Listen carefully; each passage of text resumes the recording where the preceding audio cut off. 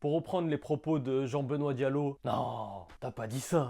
On fait le tour de l'actualité du lundi 18 août 2025. Accroche-toi bien parce qu'il faut suivre. Des scientifiques chinois seraient en train de développer un robot qui permettrait d'avoir un bébé. Ce robot serait doté d'un utérus artificiel et serait en capacité de nourrir le nourrisson pendant les 9 mois de grossesse. Alors je suis pas contre la technologie, hein. Qu'on se rassure, je suis pas contre la technologie, je suis pas stupide, je suis pas débile. Mais là je crois qu'on atteint des limites qu'il faut pas dépasser et que surtout il faut que certaines personnes, je vais pas citer de nom, Elon Musk, ne doivent surtout pas mettre la main là-dessus. Parce que si on y réfléchit, lui il part avec ça sur Mars, il fait plein de gens comme lui là, et c'est comme ça qu'il colonise Mars. Et si on pousse le délire encore un peu plus loin, peut-être je vais être banni, mais on n'est pas loin du nazisme. Rendez-vous au sommet aujourd'hui à Washington entre Volodymyr Zelensky et Donald Trump. Ça se passe 3 jours après la rencontre Trump-Poutine. Même s'ils n'ont rien dit en conférence de presse, apparemment ils ont posé les bases dans cette rencontre. L'Ukraine ne rentre pas dans l'OTAN et l'Ukraine doit renoncer à la Crimée. La Crimée revient à la Russie. Et comme il s'est fait malmener la dernière fois en février, Volodymyr Zelensky cette fois il vient avec ses potos de l'Union européenne. Ses potos dont Emmanuel Macron.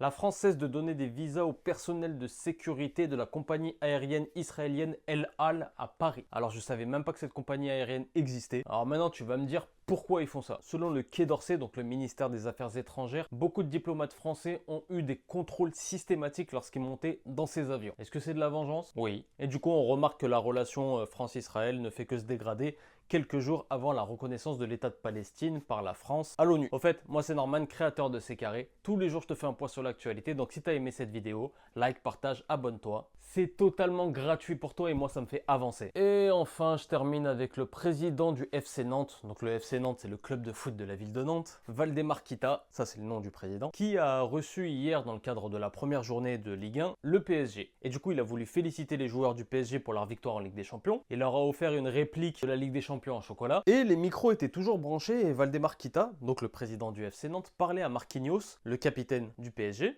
Et il lui aurait dit ce que certains téléspectateurs ont entendu. Ah, c'est bien, vous vous êtes bien intégré. En plus, vous êtes brésilien, vous êtes chrétien. Pour reprendre les propos de Jean-Benoît Diallo. Non, t'as pas dit ça. Et sur le terrain, le PSG a gagné 1-0, but de Vitinha. Je sais que C'est Carré, c'est le média du peuple. On se retrouve tous les jours pour faire un point sur l'actualité. Si t'as capté, bah c'est carré.